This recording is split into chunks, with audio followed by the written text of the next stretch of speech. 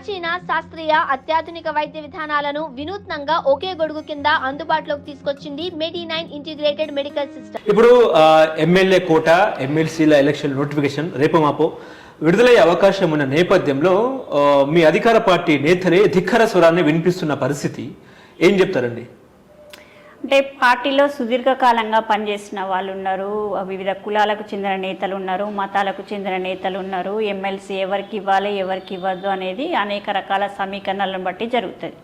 దానికి పార్టీలో ఉన్న రాష్ట్ర పెద్దలు కానీ దానికి తోడు ఏఐసిసి ఆ నేతల ఆఫ్టర్ సెలక్షన్ అనేది పూర్తిగా జరుగుతుంది. కానీ ఈరోజు ఈ టైంలో ఎవరు కూడా అట్లా వ్యక్తిగతంగా మాట్లాడడం సరైంది కాదు అనుకుంటున్నా. ఎందుకంటే పార్టీ ఒక వ్యక్తి వల్ల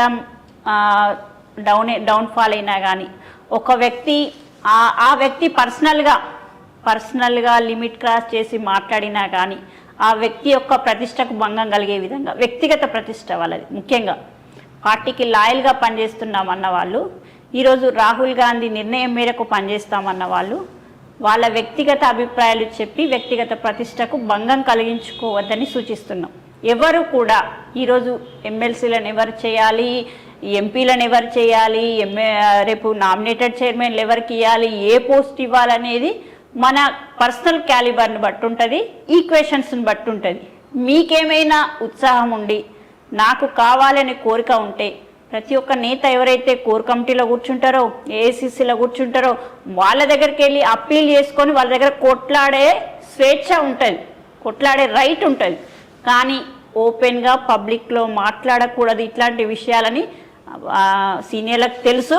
అయినా కానీ ఒక్కొక్కసారి ఎమోషనల్గా బర్స్ట్ అవుతారు. కాబట్టి అట్లాంటి ఎమోషన్స్ను కూడా కంట్రోల్ చేసుకోవాల్సిన అవసరం ఈ టైంలో ప్రతి ఒక్క నేతకు ఉందని నేను చెప్తున్నాను. తీర్మానాలను సస్పెండ్ తర్వాత మధుయాష్కి గౌడ్ వ్యాఖ్యలు, అదేవిధంగా జానారెడ్డి అలక, ఇంకోటి మున్నూరు కాపు రహస్య సమావేశం అని చెప్పేసి విహెచ్ మీద నటరాజన్ సీరియస్.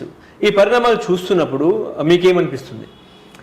నేనేమంటున్నా, ఇవన్నీ అంటే ఒక ప్రతి పార్టీలో అలకలు, బుజ్జగింపులు, మాటలు ఇవి ప్రతి పార్టీలో ఉంటాయి. ఒక కాంగ్రెస్ పార్టీలోనే ఎక్కువగా లుకలుకలు ఉన్నట్టు, కాంగ్రెస్ పార్టీలోనే ఎక్కువ మాట్లాడుతున్నట్టు, కాంగ్రెస్ పార్టీలోనే అలకలు ఉన్నట్టుగా ప్రతి ఒక్క యూట్యూబ్ ఛానల్ కానీ సోషల్ మీడియా కానీ దాని మీద ఎక్కువగా ఫోకస్ చేసి చూపిస్తుంటాయి. ఇప్పుడు అట్లా అనుకుంటే బీజేపీ తీసుకోండి, కిషన్ రెడ్డికి బండి సంజయ్కి మాటలు ఉండవు, కిషన్ రెడ్డికి ఈటల రాజేందర్కు మాటలు ఉండవు, కిషన్ రెడ్డికి డీకే అన్నమ్మకు మాటలు ఉండవు, ఎవరికి కూడా మాటలు ఉండవు. ఆఖరికి ఇక్కడ మీకు గుర్తుందో లేదో, అమిత్ షా గారు కానీ అక్కడ ఆయన జాతీయ అధ్యక్షుడు నడ్డా వచ్చినప్పుడు ఇక్కడికి బండి సంజయ్ గారు ఎప్పటికీ మేము బీజేపీ పార్టీ రాష్ట్ర అధ్యక్షునిగా మార్చబోము అని చెప్పిండా లేదా? చెప్పినాక 10 రోజులకి ఆయన కాలు పట్టి గుంజేసిండ్రు కిషన్ రెడ్డి ముఖ్యమంత్రి అయింది. అంటే వాళ్ళు ఒక బీసీని పడేయచ్చు, ఒక బీసీని కింద పడేయచ్చు, ఒక ఓసీని పెట్టచ్చు, కానీ వాళ్ళు బీసీ నినాదం మాట్లాడతారు. అంటే నేనేమంటున్నా అంటే ఏ పార్టీ అయినా అది వ్యక్తుల ఎమోషన్స్ని బట్టి వర్కౌట్ అవుతుంటుంది. కానీ మేం చేస్తే శృంగారం, వేరే వాళ్ళు చేస్తే తప్పు అనే రీతిలో మాట్లాడుతున్నారు. ఎవరైనా కానీ జానారెడ్డి గారు అలిగిండా లేదా అనే విషయం తెలుసు. జానారెడ్డి గారు ఓపెన్గా మాట్లాడిండు, మల్లన్న చేసిన వ్యాఖ్యలకు నాకేం సంబంధము, నేనే అసలు పొలిటికల్గా రిటైర్మెంట్ తీసుకుందాం అనుకుంటున్నా, నా మీద ఏం మాట్లాడతాడన్నట్టుగా మాట్లాడింది తప్ప ఆయన అలిగినట్టుగా కూడా మాకేం తెలియదు. అసలు ఆయనకి ఏం అవసరం? జానారెడ్డి గారు అసలు చేయని పనిని చేసినట్టుగా జానారెడ్డి గారి మీద రుద్దాల్సిన అవసరం ఏమొచ్చింది మల్లన్న గారికి అంటున్నా. ఎవరైనా కానీ ఒక వ్యక్తికి ఏదైనా బేస్ ఉంటేనే మాట్లాడాలి. ఇక నేనే సర్వజ్ఞాని, నేను ఏదేది మాట్లాడినా జనాలు నమ్ముతారనే రీతిలో మాట్లాడడం సరైంది కాదు. ఎవరు కూడా అలగలేదు. మధుయాష్కి గారు ఏం మాట్లాడిందా, ఏం మాట్లాడిందా అధిష్టానం చూసుకుంటుంది. వాళ్ళ మీద మాట్లాడే అంత ఏమంటారు ఎక్స్పీరియన్స్ కానీ, వాళ్ళ మీద మాట్లాడేంత అనుభవం కానీ, వాళ్ళ మీద మాట్లాడేంత అర్హతలు కానీ మాకు లేవు. ఎందుకంటే వాళ్ళ త్యాగాల ముందు మేము చాలా చిన్నవాళ్ళం కదా. ఏదున్నా అధిష్టానం నిర్ణయం ఫైనల్. ఇప్పుడు బీజేపీ వాళ్ళు అంటారు, ఇక ఎట్టాగో తెలంగాణలో 2 సార్లు గెలిచాం ఎమ్మెల్సీ, ఇక వచ్చేది మాదే అధికారము, ఇక దుమ్ము దులుపుతామంటారు. నేను ఏమంటున్నా, ఉట్టికి ఎగరను లేట ఆకాశానికి ఎగిరినట్టుగా ఉంది. ఈరోజు ఎమ్మెల్సీ ఎలక్షన్ అనేది, ఇప్పుడు ఆ ఏరియా ఎమ్మెల్సీ జరిగిన ఎలక్షన్ ఏరియాలో వాళ్ళకి 4 ఎంపీలు ఉన్నారు. గెలవడం ఈజీ.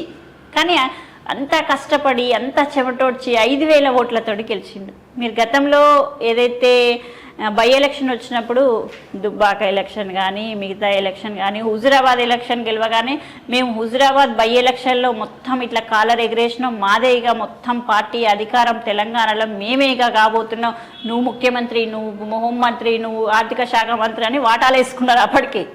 కాబట్టి ఇది పాలపొంగు లాంటి విజయాలను చూసి కూడా ఈరోజు ఎమ్మెల్సీ ఎందుకు వాళ్ళు గెలిచిండ్రు, మేము ఎందుకు ఓటమి చెందినాం అనేది చెప్పి నేను మీకు కారణాలు చెప్పిన. ఒకటి చెల్లని ఓట్లయితే, ఒకటి బీజేపీ, బీఆర్ఎస్, బీఎస్పీ, ఎవరైతే బీసీ నినాదం ఇవన్నీ ఉన్నాయి. బీసీ నినాదం కోసం మా లోపల ఉన్న నేతనే అక్కడికి పోయి వాళ్ళకు అది చేయడం, ప్రచారం చేయడం, ఇవన్నీ కారణాలతోటి 5,000 ఓట్లతో గెలిచిన, ఓటమితో గెలిచిన వాళ్ళు కూడా ఈరోజు కాలర్ ఎగరేసుకొని భుజాలు ఎగరేసుకొని తిరుగుతుంటే ఏం మాట్లాడతాను చెప్పండి? మీకు దమ్ముంటే, మీకు చిత్తశుద్ధి ఉంటే రేపొచ్చే లోకల్ బాడీ సెలక్షన్లలో చూపించండి. పట్టుమని 10 గెలవలేరు మీరు. ప్రతి నియోజకవర్గానికి ఒక 10 సర్పంచ్లను గెలిపించుకోండి చాలు. 10 సర్పంచ్లను గెలిపించుకున్న తర్వాత మేము ప్రత్యామ్నాయం అని చెప్పండి. ఈరోజు బీజేపీ, బీఆర్ఎస్ 2 కలిసి ఆర్ఎస్ బ్రదర్స్ లాగా ముందుకెళ్తున్నాయి. ఆర్ఎస్ బ్రదర్స్ లాగా ముందుకెళ్ళి వాళ్ళిద్దరు ఒకటే ఈరోజు కాంగ్రెస్ పార్టీ కథమైందని చూపించే ప్రయత్నం చేస్తున్నారు తప్ప ముందుంది వాళ్ళకు. నిన్ననే చెప్పిళ్ళు శ్రీధర్ బాబు గారు, వాళ్ళు ఏదో గిఫ్ట్ వచ్చింది గిఫ్ట్ వచ్చింది అంటున్నారు కదా, మేమిచ్చే రిటర్న్ గిఫ్ట్ ఏంటిదో చూడమని చెప్తున్నాం. వాళ్ళు ఇచ్చారా మీకు రిటర్న్ గిఫ్ట్ చూపిస్తారా? ఖచ్చితంగా రిటర్న్ గిఫ్ట్. అసలు మీరు టీచర్స్ ఎమ్మెల్సీ అనేది అసలు ఆ విక్టరీ తర్వాత, కుమ్రయ్య గారు గెలిచిన తర్వాత ఒక విద్యా సంస్థల నేతకు ఒక టీచర్స్ ఎమ్మెల్సీ ఇచ్చేసి, ఆ టీచర్ ఎమ్మెల్సీ గెలిచిన తర్వాత ఆయన వ్యక్తిగత ఇమేజో లేకపోతే ధనబలము, అంటే ఒక టీచర్స్ అసోసియేషన్లో కూడా వాళ్ళ యూనియన్స్లో కూడా పార్టీ ఇన్వాల్వ్మెంట్ ఉండకూడదు. కానీ వీళ్ళు మొత్తం వాళ్ళే ప్రచారం చేసి, వాళ్ళే కండువలు వేసుకొని, వాళ్ళే ప్రచారం చేసి, వాళ్ళే మంత్రులు రంగంలోకి దిగి గెలిచిన తర్వాత బండి సంజయ్ ప్రపంచాన్ని జయించినంత అలెగ్జాండర్ మొత్తం ప్రపంచాన్ని గెలుచుకొని వచ్చిన తర్వాత యాత్ర చేస్తాడు, అట్లా చేస్తున్నారు. ఏమంటారంటే ఇక ఏదో అంటారు, కొత్త బిచ్చగాడు పొద్దెరగాడు అన్నట్టుగా వాళ్ళకు ఇట్లాంటివి జరుగుతూనే ఉంటాయి. వీళ్ళు ఎగిరికొడిన కొద్దీ మేము మాట్లాడుతూనే ఉంటాం, నెక్స్ట్ వాళ్ళు డౌన్ ఫాల్ అయితేనే ఉన్నారు. మీకు ఇప్పటికీ 10 సంవత్సరాల గ్రాఫ్ తీయండి, 10 సంవత్సరాల విజయం వచ్చిన ప్రతిసారి ఇదే మాట్లాడతారు. తర్వాత మేము మాట్లాడిన వాటికి వాళ్ళు కింద పడిపోతారు, మళ్ళీ వాళ్ళు ఏదో లేసే ప్రయత్నం చేస్తారు. కాబట్టి ఇది పాలపొంగు లాంటి విజయాలు. ఈ విజయాలను చూసి తెలంగాణ జనాలు ఆదరిస్తారని ఎప్పుడు అనుకోవద్దు. ఓకే.